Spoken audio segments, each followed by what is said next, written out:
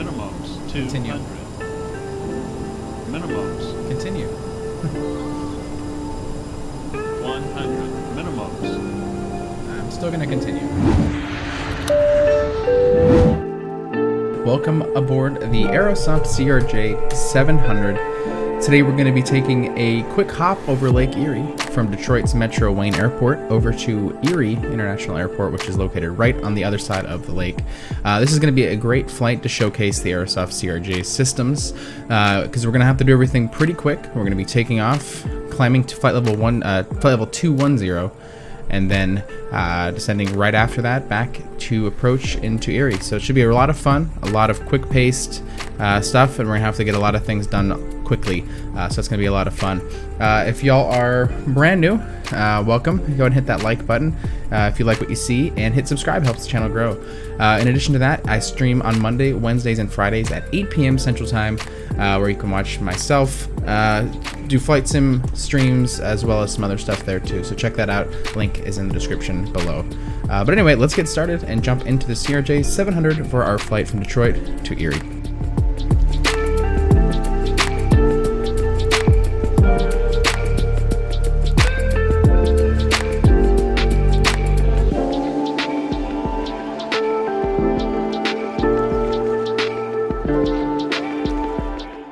The first thing we're going to do is take a look at our starting state. For today's flight, we're going to be starting in a turnaround state, which is the state that the airplane would be in after a flight. And if you're ever curious about how to change your default state, I know I've gotten some questions about this. If you click this little blue box here, this will let you change the state and let you cycle through it to turnaround. So that is what I've got there. I prefer turnaround, just it's a little bit more realistic for a midday flight. Next we're going to do is load up our cargo and fuel, and I've actually already got this set, but our fuel for today's flight is going to be 7,164 pounds. I've got that set there, and we have a takeoff weight on our sim brief of 66,000 pounds, so I went ahead and loaded up our passengers and set the cargo here so it matches that weight, and then we also want to make sure that we are within our CG envelope here, and looks like we are just fine here below our max landing weight. Definitely below our max takeoff and max ramp weights as well. So everything looks good there. And lastly, you'll want to hit set payload in simulator, and that sends everything to the actual airplane so that it is ready to go. So next we're going to jump into the FMS and start programming the flight computer here for today's flight. First thing I do when I come down to the Collins FMS here, or FMC, is I go to the position initiation page here, and then we're going to want to set our position. Now before, if you were in a cold and dark, I'm just going to tell you all this, you want to make sure that your IRSs, both left and right, are both set to the nav position. You might have to wait a little bit for them to fully go through their self-test and alignment, but in this case it's already been done since we are in that turnaround state, so we don't have to go through that whole waiting period. But even while you're waiting, you're going to want to do this. So when you're at the POS init page here, we're going to hit next, and we're going to select one of our GNSS or GPS positions here and click next to it to put it in our scratch pad, hit previous page, and then click it next to the set position to program our actual position. Next, we're going to put our departure airport, which is Kilo Delta Tango Whiskey or Detroit, and we're going to put that right there. And then I believe I'm at gate D4, but I've had a lot of issues being able to set gates in here, so it might not work. Yeah, there's something with that. I'm not sure if that's an issue with the airplane or the sim just not having the proper navigational data here, but not really important for this. And then I just like to go through, make sure I didn't miss anything. It looks like we're good on this page, so we're good to click on FPLN or flight plan page to get the flight plan set. We're going to have to type in our departure airport again, which is DTW. And our arrival airport is going to be Kilo Echo Romeo India Erie. And then our alternate for today's flight is, let's make sure I get this right. Should be probably Pittsburgh, right? Nope, our alternate, we're just coming right back. So if we have an issue and we need to return, we're going to go back to Detroit here, and we're going to land right back where we took off from. The originating runway for today's flight is going to be runway 22 left, and we're going to do that by typing in 22L and putting that in the originating runway here. And then we're going to click the execute button. Flight number for today, we're just going to do something fun. We're just going to do NWA for Northwest Airlines, flight 1995. And we're going to click that in the flight number button. Now, it was actually a airline that was operated on behalf of Northwest Airlines, which was Masaba Airlines. But we're just going to go with Northwest Airlines and NWA for fun, just to keep it simple. But that's pretty much it there. Next, I like to go to the DEP ARR button right here and click on that. And then we're going to select our departure procedure for today's flight, which is the Pavel 2, which I guess is named after a hockey player, Pavel Barber, I think it was, Pavel something, Pavel Datsuk, probably. One of those. Anyway, that is where that is. And then it's the SB transition, so we're going to click next to that. And then we'll select the runway, which is runway 22 left, which is located right up here on the top right. Once we've got the SID, or the standard instrument departure, selected, as well as our runway and our transition, we're going to hit execute. And guys, I wish I could tell you it was any more challenging than that, but it's really not, because that is all that there is for this entire flight. It's a very quick flight. There's really not much more to it. And now that you'll see, we actually have a flight plan listed out here in white with the fixes for the departure already programmed in for us. Doesn't get much easier than that.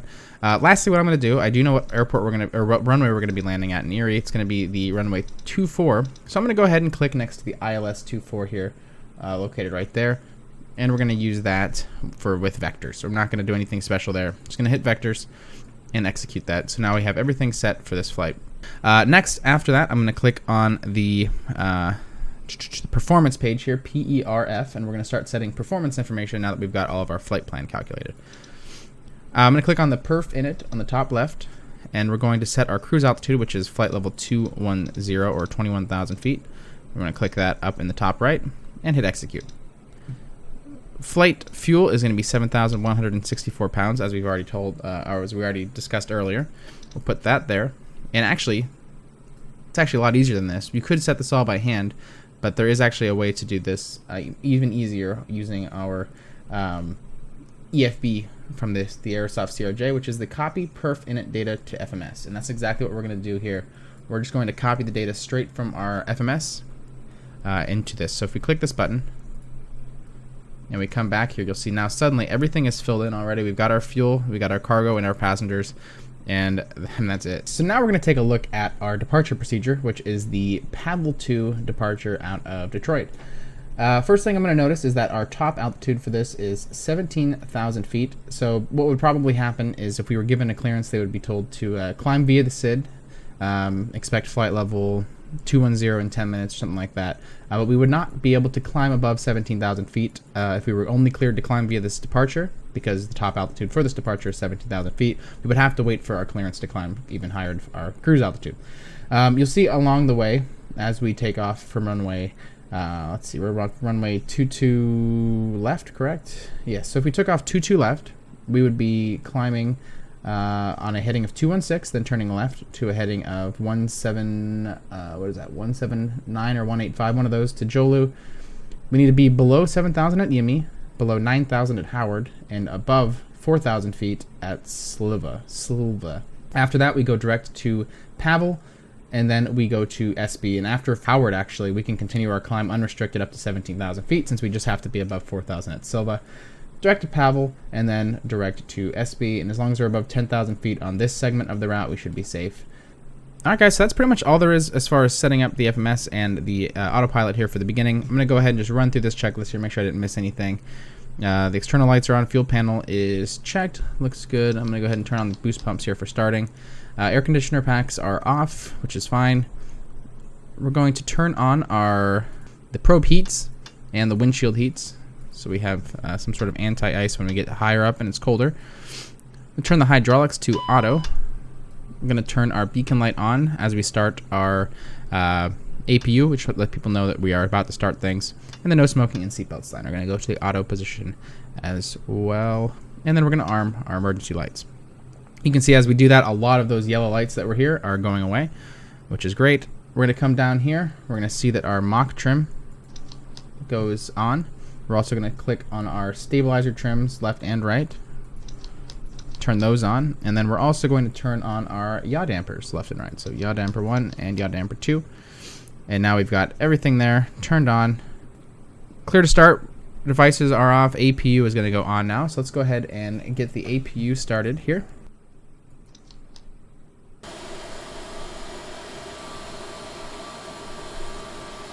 Our APU is running now. We've got it set and it's shown by the little green light on the APU switch here. In addition to that, we've went ahead and had them disconnect our ground power unit and had them pull back the jetway. We're also just going to quickly verify that the doors are all closed. They would have been verified before we had them remove the jetway, so somebody doesn't fall out. But it looks like we're good to go there. Doors are set. We're going to go back to the primary page, and we are going to connect the tug and get ready for pushback.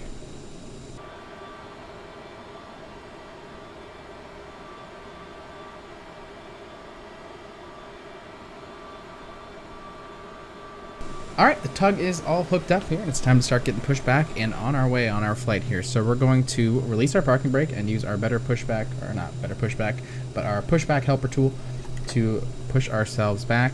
And as we do that, we're going to begin to start our engines. Alright, to get the plane started, we're going to turn the starter switch on. And then we're going to watch the engine gauges here. Once we get to about, what does it say on the checklist? It doesn't, so we're going to send it. I'm going to say about 10%, 15%, and 2. I'm going to click on the bottom here. This little red knob here puts it into unlocked mode, where you can actually move it forward into the idle position. And then we're going to do the same for the left engine once we get a good start there.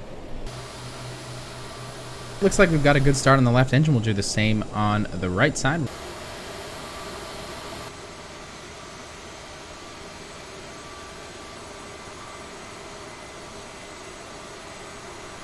Alright, we've got 2 good starts, and we're just finishing up our pushback here. We're going to go ahead and have them stop the pushback and disconnect the tug, have them remove the steering pin, and we'll be ready to go here. I'm going to set our parking brake here while he disconnects. And while we're doing that, we'll take a look at our taxi route today. We are taxiing out of the Charlie terminal, or C terminal. We'll be taxiing to runway 22 left. We're going to make a left turn on Uniform up here. And then we're going to make a right turn onto Kilo, cross runway 9 left, 27 right, and then follow Kilo all the way down to the end where we'll meet Yankee 10, and then we'll take off on runway 22 left. Let's go ahead and release our parking brake and start our taxi. And also we're going to set our flaps to 8. We almost forgot the most important part, which is setting our V-speeds. So if we go to performance, and we'll hit set all on our V-speeds here. So now we've got our V1, V2, our VR and our VT speeds all programmed, and our V2 we're going to set as our speed bug, which is 142.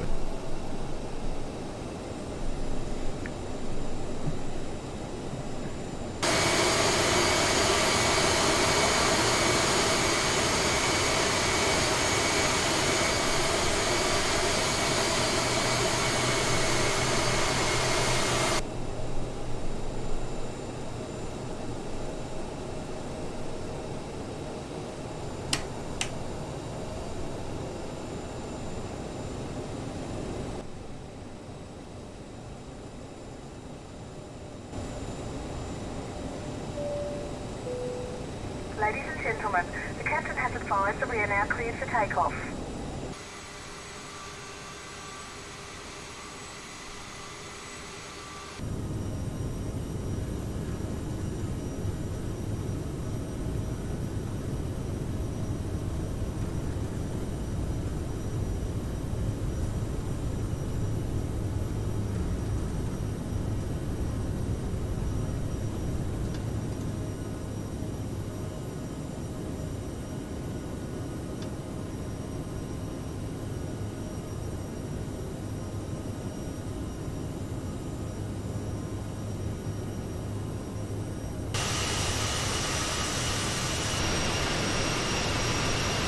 Alright, passing through 10,000 feet here, we're going to go ahead and bump our cruise climb speed up to 270 knots. And I will just continue climbing here until we get to 18,000 feet, which is our transition altitude. We'll switch our barometer, or our altimeter, to a standard at 29902, and then we'll continue our cruise. And then we'll get ready for the arrival, the approach, and then landing in Erie.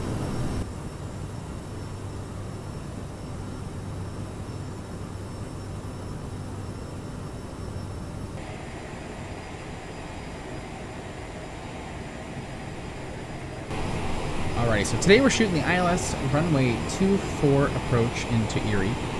Looks like the ILS frequency here is 110.3, so let's go ahead and get that set in here. And also let's go ahead and get a heading bug set Altitude, I'm going to bring us down to, let's do 10,000 feet. Let's really get down. And as we get lower, we'll start turning on our fasten seatbelt sign. Our landing lights will go on under 10,000, and we'll get started. So vertical speed mode is engaged, and we're going to do a vertical speed down of, we'll do a 3-degree glide, so maybe 2,500 feet should be fine for a minute. And we're going to have to pull our power back substantially as well. In the descent, we could even do 3,000 feet per minute, since we are getting pretty close. Alright, but that is pretty much it for the approach plate, so we'll go ahead and close that out.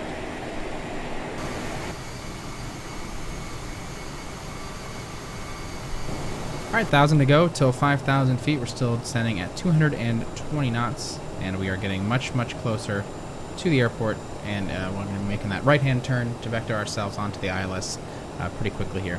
And as we get closer to this, we're going to go ahead and increase our power just a little bit here, and I'm actually going to lower our speed down to 200 knots and start to configure. So we are below 230 knots. I'm going to go ahead and do flaps 1 and flaps 8.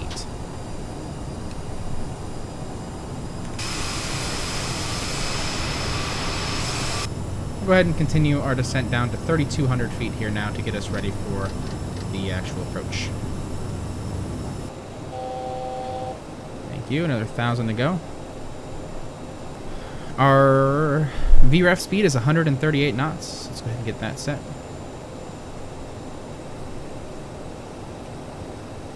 And we're going to hold 180 knots here. Ladies and gentlemen, we are about to land. Please remain seated until we have stopped. And there's our British flight attendant again, helping us out. Thank you. And we're going to start that right-hand turn now direct to our ILS frequency.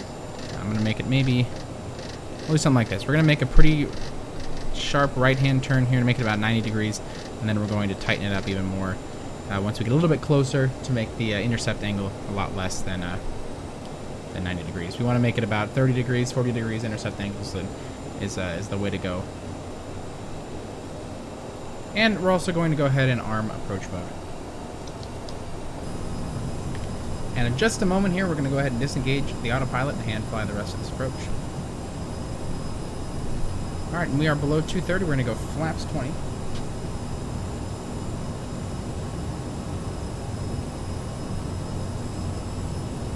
And once we start to intercept this localizer here, I'm going to go gear down, and we're also going to go manual control.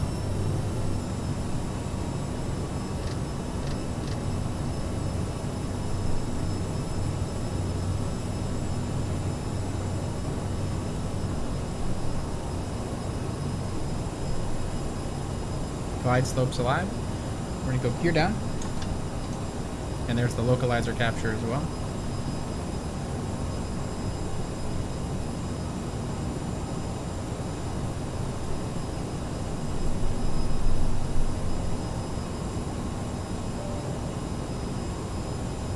We have gear down, 3 green. We're going to go flaps below 185 we are. We're going to go flaps 30. And we're going to slow our speed down even more, down to our VREF speed now of 138 knots. And flaps full. Glide slope is captured, localizer is captured, and we're clear to land runway 24.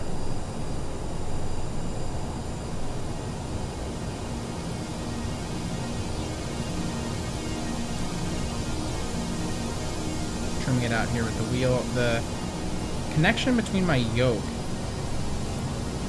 and the buttons on it are a little weird. They're not quite spot on yet. Outer marker. I'm going to turn the flight director off here as well too.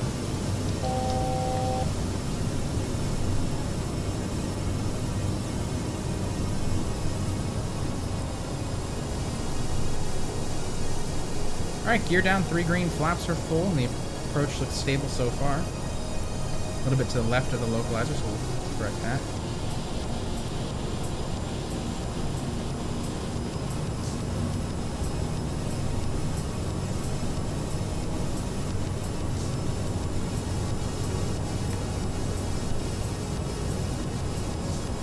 $1,000. 1,000 feet, stabilize. And the missed approach is set as well. Looking good on glide slope, looking good on the localizer. Of course, we've got the runway in sight.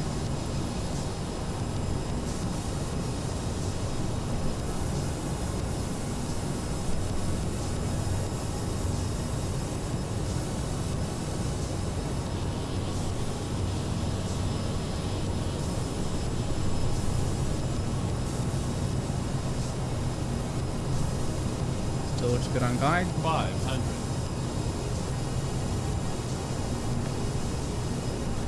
400. 300.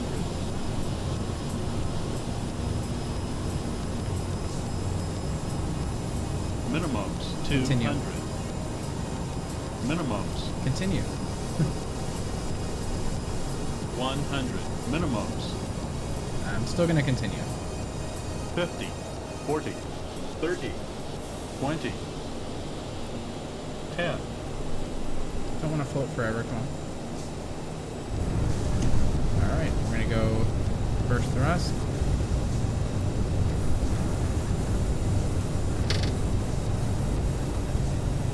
Alright, I guess those aren't going to activate. That's cool.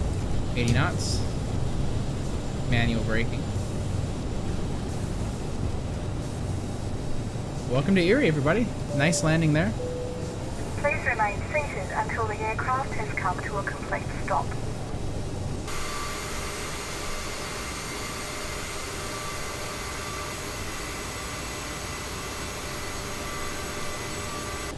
Well, what a great little scenic flight from Detroit to the small airport in Erie, Pennsylvania here.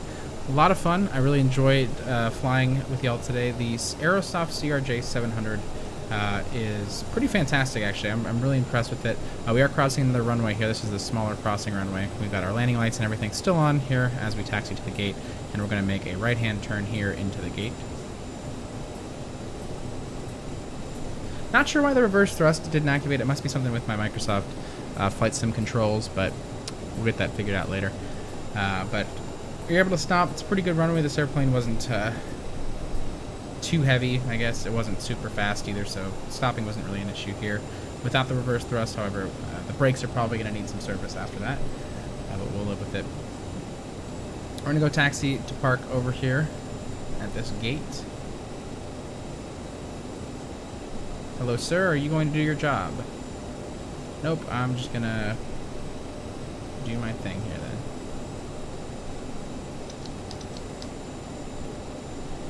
You have been crushed. Alrighty, parking brake is set.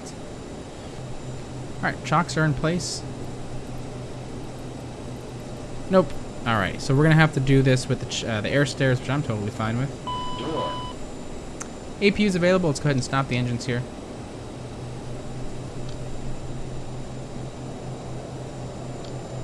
And put those in the idle detent. And that is off. Ladies and gentlemen, the door is open. Please make your way to the exit and please make sure you have all your personal items and carry-on luggage.